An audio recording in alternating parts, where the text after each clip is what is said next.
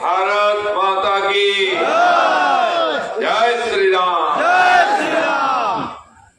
ভাষণ দিতে নয়, এর আগে অনেক ভাষণ দিয়েছি, আপনারা শুনেওছেন। এখন তো কাজের সময়, তার চেয়ে বড় কথা যারা এই পরিবর্তন করেছেন, এই দিনটা নিয়ে এসেছেন, আমার সামনে উপস্থিত আছেন, তাদেরকে নমস্কার করতে আর দর্শন করতে এসেছি। ভালো থাকুন সবাই। মঞ্চে উপস্থিত বহু পুরনো সাথী সব বসে আছেন, তার মধ্যে আমাদের বিধাননগরের মাননীয় বিধায়ক ডাক্তারবাবু উপস্থিত হয়ে গেছেন। এছাড়া আজকে সভাপতি সম্ভবত শঙ্কর দা, পার্টিতে সভাপতি হওয়ার সুযোগ পাইনি, কিন্তু আজকে এখানে হয়েছে, সেই তাকে ধন্যবাদ জানাই। আমাদের বাকি সমস্ত কার্যকর্তা আপনারা চেনেন, আলাদা করে পরিচয় করাবো না। বিশিষ্ট অতিথি মাননীয় অ্যাডভোকেট রবীন্দ্রনাথ ঘোষ, যিনি বাংলাদেশ থেকে এসেছেন, বহু বছর ওখানে হিন্দুদের অধিকার নিয়ে লড়াই করছেন, কিন্তু বিশেষ পরিস্থিতির কারণে এখানেই আছেন, চিকিৎসার জন্য এসেছিলেন। তার সঙ্গে আমারও বহুদিনের পরিচয়, তিনি এসেছেন, তাকেও ধন্যবাদ। সর্বোপরি যে পার্টির কর্মীরা নতুন আর পুরনো যাই হন, যারা বিজেপির ঝান্ডাকে উঁচু করে ধরে বছরের পর বছর লড়াই করেছেন, অত্যাচার সহ্য করেছেন, মার খেয়েছেন, কেস খেয়েছেন, আর আজকে পশ্চিমবাংলার মানুষ এই দিনটা দেখতে পাচ্ছে, সেই ঝাড়ু কার্যকর্তারা ছিলেন, আছেন, থাকবেন, তাদের এই লড়াইকে আমি কুর্নিশ করি। এবং লড়াই খালি রাজ্যে হলে হবে না, পঞ্চায়েতেও জিততে হবে। পুরসভার নির্বাচন এবছর হতে পারে, পঞ্চায়েত পরের বছর হতে পারে। সমস্ত নির্বাচন জিতলে তবে গিয়ে যেটা আমরা করতে চাইছি মানুষের জন্য সম্ভব, বা মাননীয় মোদীজি যে গরিব কল্যাণ যোজনার মাধ্যমে সাধারণ মানুষের জীবন পরিবর্তন করতে চাইছেন, সেটা তখনই সম্ভব হবে। তাই বিজেপির উদ্দেশ্য, প্রধান থেকে প্রধানমন্ত্রী সব জায়গায় ভারতীয় জনতা পার্টির কার্যকর্তারা বসবেন আর দিয়ে সমাজ পরিবর্তন করবেন, মানুষের জীবনে পরিবর্তন করবেন। সেই তপস্যা এখনো বাকি আছে আমাদের, সেটা পুরো করতে হবে। আর মজার ব্যাপার, আশেপাশে জিতে গেল, মধ্যমগ্রাম আমরা জিততে পারিনি। আজকে আপনারা শপথ নেন, এর পরে যত ইলেকশন হবে মধ্যমগ্রাম সব ইলেকশন লিখবে, আর প্রথম মিউনিসিপালিটি জিততে হবে, তা নাহলে অন্য জায়গায় জিতবে আর আমরা এখন সম্বর্ধনা করবো, এটা হবে না। আমরা এখানকার ছেলেকে সম্বর্ধনা করতে চাই, আর সেটা পরের নির্বাচন অবশ্যই হবে, সেই আশা রাখি। আজ আপনারা আমাদেরকে ডেকে সম্মান দিয়েছেন, সেই জন্য ধন্যবাদ এটাই। কিন্তু আনন্দের সময় নিজের লোকেদের মধ্যে থাকার মধ্যে আলাদা আনন্দ আছে। সারা পশ্চিমবঙ্গ জুড়ে আনন্দ, সারা দেশ জুড়ে আনন্দ। দেশের বাইরে যেখানে যেখানে বাংলার তথা ভারতের লোকেরা আছেন, তারাও এই ধরনের আনন্দ করছেন। পশ্চিমবাংলার এই নির্বাচন জেতাটা সারা দেশ জিতে যাওয়ার মতো। কারণ যে লড়াই 1925 সালে আরএসএস সংস্থাপক করেছিলেন, রাষ্ট্রবাদের বিচার নিয়ে শুরু করেছিলেন, 51 সালে ডক্টর শ্যামাপ্রসাদ শুরু করেছিলেন, সেই লড়াইয়ের শেষ লড়াইটা পশ্চিমবাংলায় হবে, এটা আমাদের আশা ছিল, আমরা বলেওছি। কাশ্মীরে বিলয় হয়ে গেল, হয়তো আমরা ক্ষমতায় আসিনি, কিন্তু কেন্দ্র সরকারের সমস্ত সুবিধা ওখানকার মানুষ পাচ্ছেন, আর অধিকারের সঙ্গে মাথা উঁচু করে বেঁচে আছে। সারা ভারতবর্ষে আমরা জিতেছি, কিন্তু পশ্চিমবাংলায় জিত হলে সে জিতটা সম্পূর্ণ নয়। পশ্চিমবাংলা জেতা মানে অনুপ্রবেশ বন্ধ, পশ্চিমবাংলায় জেতা মানে রাষ্ট্র বিরোধীর যে বলবালা সেটা বন্ধ হওয়া। এইখান থেকে গিয়ে আমাদের মুখ্যমন্ত্রী রাষ্ট্রদ্রোহিতার শিক্ষা দিতেন সবাইকে, আর তার এখানকার পাঠশালাটা আমরা তুলে দিয়েছি। তাও কিন্তু দিল্লি গেছেন, জানি না কেউ দেখা করবেন, সঙ্গে আমার বাচ্চাটাকেও নিয়ে গেছেন। তার ভবিষ্যতের কথা বলে লোকের কাছে সমবেদনা চাইবেন, আমার ভাইপোর কি হবে, আসুন একটু আমাকে দেখুন।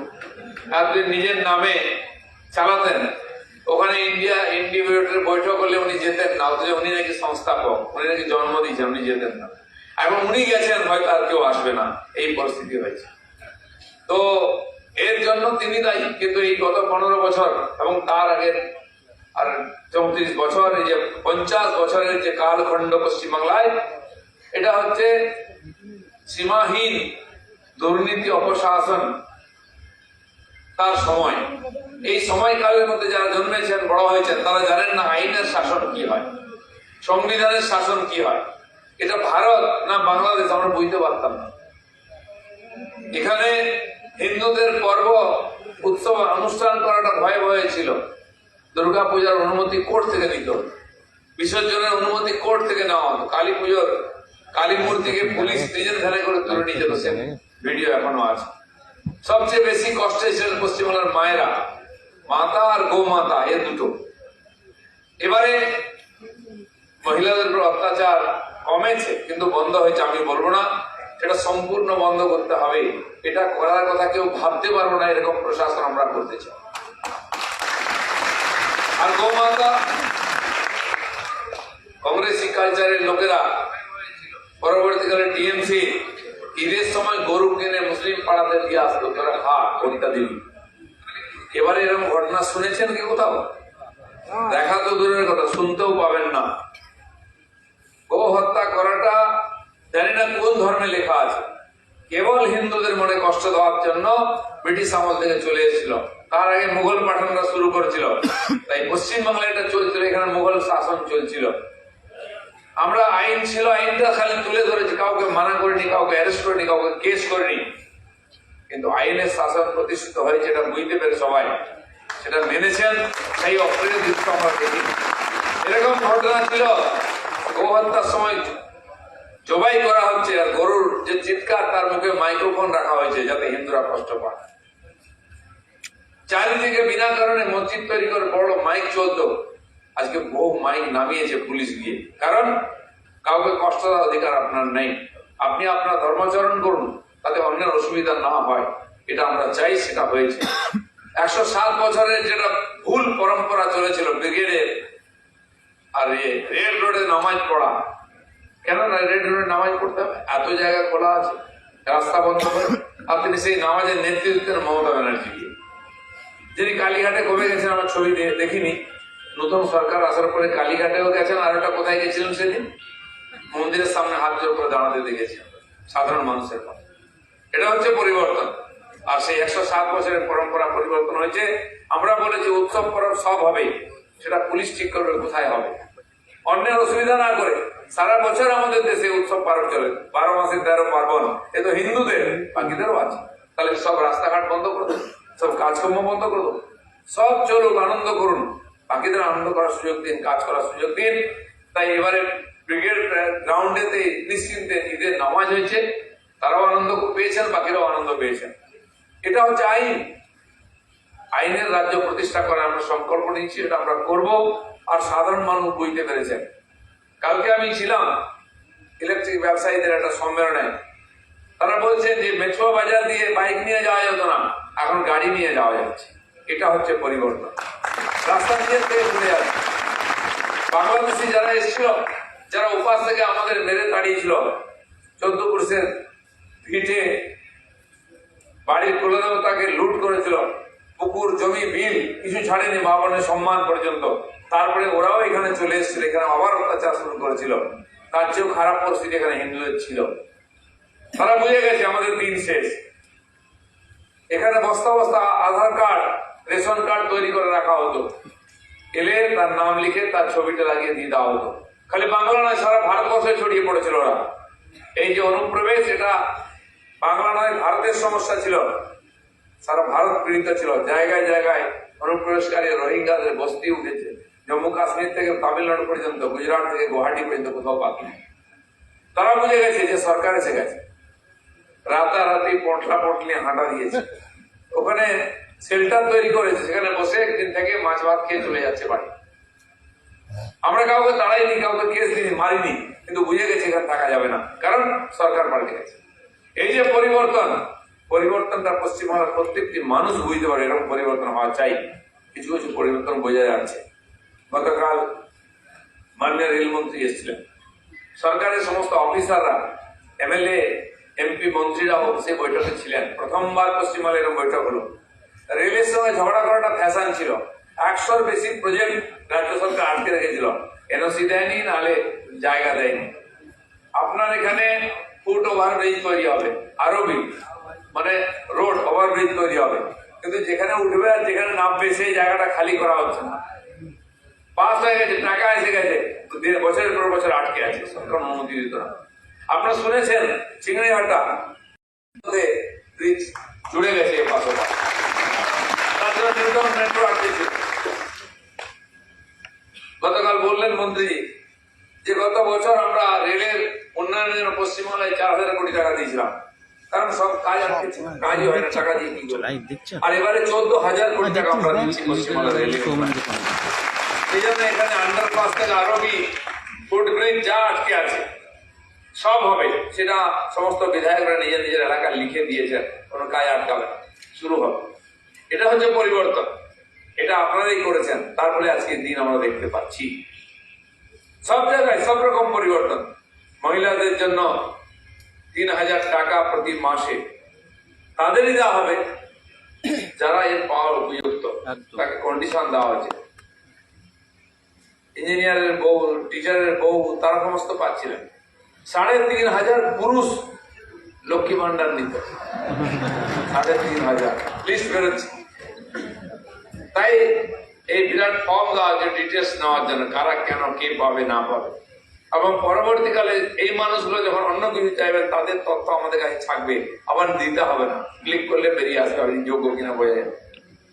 এবং সেদিন 28 লাখের বেশি মহিলার কাছে এই ভাতা পৌঁছে গেছে অ্যাকাউন্ট। এটা হচ্ছে সরকার। যুবকদেরও 3,000 টাকা ভাতা দেওয়া হবে, তার প্রস্তুতি চলছে।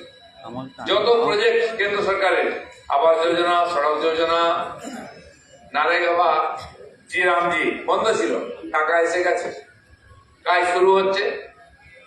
জি রামজি বা নারেগা টাকা বন্ধ ছিল, লুট হয়ে যেত। সরকার অনুমতি দিচ্ছে, কালকে ভার্চুয়ালের মাধ্যমে ঘোষণা হবে, পরশু দিন থেকে কাজ শুরু হয়ে যাবে জেলায় জেলায় সমস্ত ব্লকে। 125 দিনের কাজ হবে এবং কাজের 1 সপ্তাহের মধ্যে সবাই পেমেন্ট পেয়ে যাবেন অ্যাকাউন্টে, নেতাকে কাটমানি দিতে হবে না, সেই ব্যবস্থা করা হচ্ছে। এবং তার দরকার চিপছাপ ব্যবস্থা করা হচ্ছে, আমার না আপনি কাজ করে পয়সা নিয়ে যাবেন সেটাও হবে না। এই সমস্ত ব্যবস্থা করা হচ্ছে যাতে চুরি বন্ধ হয়, আর যে মানুষেরা পাওয়ার যোগ্য তারা যেতে পান। এটা আমাদের সরকার করছে, পুরো জিরো টলারেন্স দুর্নীতির ব্যাপারে। ঠিক সেরকম বিভিন্ন দপ্তরে বহু বছর নিয়োগ হয়নি, 26,000 শিক্ষক চাকরি করে পরীক্ষা দিয়ে 10-12 বছর চাকরি করার পরে আজকে রাস্তায় বসে আছেন, কারণ নিয়োগ নিয়ে দুর্নীতি হয়েছে। সেটা যাতে না হয়, তৃতীয় কোনো সংস্থাকে দিয়ে পরীক্ষার ব্যবস্থা হবে। আমাদের পঞ্চায়েত বিভাগে 11,000 বেশি পোস্ট খালি আছে। আমরা 6,500 জন্য অনুমতি নিয়ে দিয়েছিলাম ফিনান্স থেকে, কিন্তু আমরা ঠিক করেছি যে 11,000 পোস্ট চাই, নাহলে এই সমস্ত প্রকল্পের কাজ শুরু করা যাবে না। তার জন্য তার একসঙ্গে পরীক্ষা হবে, আগামী মাসে তার নিয়োগ হবে। এবং ঠিক একইভাবে শিক্ষা, স্বাস্থ্য, সমস্ত দপ্তরে কর্মচারী অভাব, তাদেরও নিযুক্তি শুরু হয়ে যাবে, যাতে আপনারা পরিষেবা পেতে পারেন। এটা সরকার করছে, বোধহয় 1 মাস হয়নি এখনো। 9 তারিখ থেকে শপথ হয়েছে, 2 দিন পরে ক্যাবিনেট মিটিং হয়েছে, তারপরে কাজ শুরু হয়েছে। আর এই 1 মাসের মধ্যে সরকার যা কাজ করেছে, আমার দেশে বিদেশে কোথাও কোনো সরকার এত নির্ণয় নিয়ে তাকে ফলপ্রসূ করতে পারেনি। কারণ পশ্চিমবঙ্গ 50 বছর পিছিয়ে গেছে, তাকে যদি সামনের দিকে নিয়ে যেতে হয় 5 বছর তো খালি গাড়িটা ঘুরিয়ে নিয়ে যেতে সময় লাগে। কিন্তু আমি মনে করি পশ্চিমবাংলার মানুষ যেভাবে উদ্গ্রীব হয়ে আছেন পশ্চিমবাংলার পরিবর্তনের জন্য, যেভাবে নিঃশব্দে রাজনৈতিক পরিবর্তন করেছেন, মানুষই সবকিছু করবেন, আমরা তাদের বাধা হাঁটাবো। সবচেয়ে বড় বাধা টিএমসি সরকারটাকে তো আপনারা হাঁটিয়ে দিয়েছি। এরপরে ছোটখাটো যেগুলো বাধা আছে সেগুলো আমরা সরাবো এবং আপনাদের পিছনে থাকবো। আজ খালি পশ্চিমবাংলার বিভিন্ন রাজ্য থেকে নয়, এক সময় কলকাতায় বিজনেস করতে ইন্ডাস্ট্রি ছিল, চলে গেছে অন্য রাজ্যে, তারা ফোন করছেন আমরা আসবো, ওখানে বিজনেস করতে চাই। বিশ্বের বিভিন্ন দেশে বাংলার লোকেরা, ভারতের লোকেরা, বড় বড় বিজনেসম্যান, আপনারা জানেন লক্ষ্মী মিত্তল বিশ্বের মধ্যে সবচেয়ে বড় লোহার ফ্যাক্টরির মালিক, কোথায় কোথায় আয়রন ফ্যাক্টরি কিনে নিয়েছেন দেশে বিদেশে। লন্ডনের সবচেয়ে দামি বাড়ির মালিক উনি, তিনি কলকাতা থেকে বিকম পাস করেছেন, সাধারণ ছেলে, এখান থেকে কিনে দুনিয়াতে নাম করেছেন। এরকম ব্যক্তিরা আজকে পশ্চিমবাংলায় এসে ব্যবসা করতে চান, ফ্যাক্টরি তৈরি করতে চান। ফ্যাক্টরি নয়, কেউ 500 বেডের হসপিটাল তৈরি করবে, কেউ বীমা কোম্পানি চালাবে, কেউ ইউনিভার্সিটি তৈরি করবে, সমস্ত ক্ষেত্রে ইনভেস্টমেন্ট করতে চান, বড় বড় অ্যামাউন্ট তারা বলছেন। আমার কাছেও ফোন আছে, আমি বলছি একটু সময় দিন, এখন মন্ত্রিমন্ডলী ঘোষণা হয়নি পুরো দায়িত্ব, ইন্ডাস্ট্রিয়াল মিনিস্টার হবেন কি লঘু উদ্যোগ মন্ত্রী তার কাছে আসবেন, তার আগে আমরা একটু আপনাদের রাস্তার বাধাগুলো সরিয়ে দিতে চাই, ময়লা পরিষ্কার করতে চাই, যাতে আপনারা এসে ফটাফট কাজে লেগে যেতে পারেন, উন্নয়ন করতে পারেন, ব্যবসা করতে পারেন। তো মানুষের মধ্যে ব্যাপক, বাংলার মানুষের যেমন বিরাট উৎসাহ আছে নতুন বাংলা গড়ার জন্য, সারা দেশের মানুষ ভারতীয়রা বিশ্বে আছেন যারা, তারাও আজকে উৎসাহী পশ্চিমবাংলা নতুন করে গড়ে তুলতে। কারণ পশ্চিমবাংলার ইতিহাস সবাই জানেন, চারটে জাতীয় সঙ্গীত এখানে রচনা করেছেন আমাদের কবিরা। বঙ্কিমচন্দ্রের বন্দে মাতরম করেছেন, আর কবিগুরু 3টে দেশের জাতীয় সঙ্গীত, জনগণ মন, আমার সোনার বাংলা এবং শ্রীলঙ্কার জাতীয় সঙ্গীত রচনা করেছেন। কবি, সাহিত্যিক, দার্শনিক, বিপ্লবী, বীর, স্বতন্ত্র সেনানী সব বাংলা দিয়েছে। কিন্তু গত 50 বছর ধরে এমন লোকেদের হাতে শাসন ব্যবস্থা চলে গেছে যাদের এর সঙ্গে কোনো সম্পর্কই নেই। এটা পশ্চিমবঙ্গ ভারতে আছে কি বাংলাদেশে গেছে আমরা বুঝতেই পারতাম না।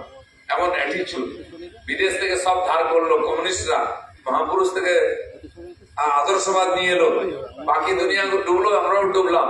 বাকি যেটা ছিল বাংলাদেশ থেকে স্লোগান থেকে আরম্ভ করে, ভোটার অনুপ্রবেশকারী রোহিঙ্গা থেকে আরম্ভ করে, নির্বাচন প্রচারের জন্য হিরো হিরোইন নিয়ে আসা হলো, এসব করা হয়েছে এখানে। আমরা ভুলেই গেছি বাংলাদেশ ছেড়ে এসে বাংলাদেশ থেকেছি কি ভারতে রাখি। তার পরিবর্তন হবে এবং এই কেন্দ্রীয় সরকারের যত সুবিধা আছে তার বেনিফিশিয়ারি যারা একদিন ছিল, ইমিডিয়েট 30-40 লক্ষ লোকের নামের বাদ যাবে। যে আবাস যোজনা হোক, নারেগাতে হোক, বা গ্যাস পেয়েছেন, এই যে লক্ষ্মী ভান্ডার পেয়েছেন, এ সব কিছুর মধ্যে ঢুকে আছে ওরা। যে 91 লক্ষ লোকের নাম বাদ গেছে ভোটার লিস্ট থেকে, তার স্কুটিনি শুরু হয়ে গেছে। দিল্লিতেও হচ্ছে, এখানেও হচ্ছে। তাদেরকে লিস্ট থেকে বাদ দেওয়া যাবে। সেই জায়গায় যারা যোগ্য পাওয়ার কথা তাদের নাম ঢোকানো হবে, সেই প্রসেস শুরু হয়ে গেছে। একটা লোককে আমরা অবাঞ্ছিত লক্ষ্যে থাকতে দেবো না, তাকে এখানে পালন পোষণ করবো না। তাদেরকে এই বাংলা ছাড়তেই হবে। সেটা খালি বাংলা নয়, ভারতবর্ষ অন্য রাজ্য থেকেও আগের থেকে শুরু হয়ে গেছিল বিতরণ। আপনারা দেখেছেন, বোম্বাই থেকে অনুপ্রবেশকারীদের ট্রেনে করে চাপিয়ে মহারাষ্ট্র পুলিশ নিয়ে আসতো পুষব্যাক করবে বাংলাদেশ বর্ডারে। এই হাওড়াতে সিপিএম এর লোকেরা তাদের নামিয়ে নিয়ে ছেড়ে দিত, কেন আমাদের ভোটারদের ধরেছে। ঠিক টিএমসির লোকেরা তাই। এসআইআর শুরু হলো, পলায়ন শুরু হয়ে গেছিল। আমি নিউ টাউনের ইকো পার্কে রোজ বেড়াতে যাই, হাঁটতে যাই, খালপাড়ে লাইন দিয়ে ঝুপড়ি হয়ে গেল কয়েক মাসের মধ্যে। কিন্তু এসআইআর শুরু হতে সব খালি হয়ে গেছে। এরা যখন চলে যাচ্ছিল বাংলাদেশের বর্ডারে, টিএমসির নেতারা কি আটকে, না যাবে না, আমরা আছি, খাইয়ে রেখেছিল। এখন যদি কেউ বলতে যায় তো ওকে ওর সঙ্গে ও পাশে পাঠিয়ে দেবো আমরা, গিয়ে দেখে আর বলতে হচ্ছে না পটলা পটলি ছেলে বউ নিয়ে বর্ডারে গিয়ে দাঁড়িয়ে আছে, কে আগে যাবে। আর এটা হবেই, জেনে রাখুন। একজন দুজন নয়, লক্ষ লক্ষ লোক, কোটি কোটি লোক আছে অবাঞ্ছিত, যারা আমাদের অধিকারকে ভোগ করছে এখান থেকে। তাদেরকে এখান থেকে যেতেই হবে। বুলডোজার কালচার খুব পপুলার হয়ে গেছে উত্তরপ্রদেশ শুরু করে সব রাজ্যে। আমরা কখনো বলিনি যে বুলডোজার চালাবো, কিন্তু 4 দিনের মধ্যে বুলডোজার পৌঁছে গেছে। আর এমন লোকের বাড়ি ভাঙা হয়েছে, জাভেদ খান, যার নাম শুনলে দক্ষিণ কলকাতা সবাই জানে, ভয় পায়। বাইপাস থেকে পুরো এলাকা দখল করে রেখেছে, কবজা করে সব। তার বাড়িতে প্রথম বুলডোজার গেছে, দরকার হলে কালীঘাটে চলে যাবে, চিন্তা করুন। কালীঘাটের ওই হরিশ মুখার্জি রোড কত বছর বন্ধ ছিল? 15 বছর। যেটা একসময় বাস রুট ছিল, বাস চলতো, সেখানে মানুষও হেঁটে যেতে পারতো না, বাইক যেত না, পার্মানেন্ট ব্যারিকেড লাগানো হয়েছিল। সঙ্গে সঙ্গে পুলিশ খুলে দিয়েছে, আজ সেখানে মানুষ যাচ্ছে। সেখানে সেলফি পয়েন্ট হয়েছে, কি ফটো তুলছে, এটাও হতে পারে। সব বাধা আমরা হাঁটাবো, কোনো বাধা থাকতে দেবো না। কিন্তু মনে রাখবেন, এই যে নেতাজি 15 বছর আগেকার যে এই 35 বছর প্রায় চলেছে, চলবে না, চলবে না, মানবো না, মানবো না, এই কালচার। আর তারপরে এখানে নিয়ম না মানার কালচার, কাজ না করার কালচার, লুটপাট করার কালচার। এই কালচার থেকে বেরিয়ে আসতে সবার সময় লাগবে। এটাই আমাদের মাইন্ডসেট হয়ে গেছে, আইন না মানাটা। হেলমেট পরবো না, বাইক চালাবো, ফেস চুপি থাকলে হয়ে যাবে। কিন্তু যেদিন আমরা বলেছি এটা আইন, পরের দিন থেকে বাক্স টাকাছে প্রত্যেকটি হেলমেটের দোকানে লাইন লেগে গেছে কেনার জন্য, পয়সা করতে। আগে আমি দেখতাম পুলিশ হেলমেট কিনে নিয়ে গিয়ে ডেকে বলতো, ভাই এটা পরো, গান্ধীগিরি দেখাতো। পুলিশ কিনে দিত হেলমেট পরার জন্য, তাও করতো না। এখন পুলিশ কিছু করতে হবে, নিজেরা হেলমেট করছে। আর যেসব নেতারা পুলিশকে চমকাতো, চড় মারতো, লাত মারতো, সে ভিডিও দেখেছেন আপনারা। পুলিশ তাদের ভয়ে পালিয়ে যেত, আলমারির পিছনে লুকোতো, টেবিলের নিচে লুকোতো, দেখেছেন কিনা ফটো। আজকে পুলিশের তলায় ওই নেতারাকে খাটের তলায়। আজ তার মজার ব্যাপার দেখলাম, দোকানে সমস্ত শাড়ি চাপা দিয়ে ওই নেতা পুলিশের সংখ্যা ভয় দেখা। এটাই হচ্ছে সময়ের ফের। যে পার্টিটা এই লুটের রাজত্ব চালাচ্ছিল, পার্টিটা ভেঙে গুড়িয়ে গেল। টিএমসির নেতা, এমএলএ, এমপি, কাউন্সিলর, চেয়ারম্যান কে কোথায় আছে বোঝা যাচ্ছে না। রাতারাতি অনাথ হয়ে গেল। কোনটা টিএমসি? এক সময় কংগ্রেস ভেঙে তৃণমূল হয়েছিল, তখন বোঝা যেত না কোনটা মূল কোনটা নির্মূল। 89 সালে ইলেকশনে আমরা ইলেকশন লড়তে যাচ্ছিলাম, তখন চারদিকে ওরা এরকম ছড়িয়ে আছে, বুঝতে পারছিলাম কোথায় যাবে। ঠিক এবার তার চেয়েও ভয়ঙ্কর অবস্থা। আমি শুনলাম আজকে খবর চলছে, ইউসুফ পাঠানকে বলা হয়তো তুমি রিজাইন করো, মমতা ব্যানার্জি এমপি হবেন ওখান থেকে। সে বলে পাবলিক আমাকে জিতিয়েছে, আমি কেন রিজাইন দেবো? কোন ক্রিকেটারের মাধ্যমে তার কাছে খবর পাঠানো। আর সে হুমায়ুন কবির যে বিদ্রোহ করেছিল দিদির বিরুদ্ধে, চলে গেছিল, তাকে বহিষ্কার করা হয়েছিল। সে বলছে দিদিমণি যদি একবার আমাকে অনুরোধ করেন, আমার পার্টির টিকিটে ওনাকে আমি এখান থেকে ভরতপুর থেকে পাঠিয়ে দেবো বিধায়ক করে বিধানসভায়, রেজিনগর থেকে পাঠিয়ে দেবো। চাকা কেমন ঘুরে দেখো। ভগবানের মার দুনিয়ার বার, পাপ বাপ কেউ ছাড়ে না। এটাই দেখাচ্ছিল। আমরা বারবার বলতাম এটা পার্টি না, এটা ডাকাতদের দল। যতদিন ক্ষমতায় আছে ততদিন আছে, তারপরে খুঁজে পাবেন না কিছু। আজকে তাই হয়েছে। কে নেতা, কে নেত্রী, কে কোন পার্টিতে। আবার মজার ব্যাপার, কালীঘাটের বিরুদ্ধে বিদ্রোহ করে বিরোধী নেতা তৈরি হলেন বিধানসভায় গিয়ে। তিনি বলছেন আমাদের মহান উপদেষ্টা হবেন মমতা ব্যানার্জি, যার বিরুদ্ধে লড়াই করে যাচ্ছে। এই নাটক আপনি টিএমসিতেই দেখবেন, আর কোথাও পাবেন। দিল্লি গেছেন পিসি ভাইপো সামলাতে, সেখানে শুনি যে কাকলি ঘোষ আপনাদের এমপি নাকি আলাদা নিয়ে সবাইকে আবার স্পিকারের কাছে যাচ্ছেন, জানি না আলাদা দল তৈরি হবে কিনা। পশ্চিম বাংলার গণতন্ত্র প্রিয় মানুষ, জাগ্রত জনতা, সবচেয়ে বেশি বুদ্ধিমান, আমরা চতুর মনে করি, এরকম বেকুব বানিয়েছে আমাদের 15 বছর। এটা বুঝতেই পারলাম না। সরকারটা যাওয়ার পরে বোঝা গেল কিরকম বেকুব বানিয়েছে।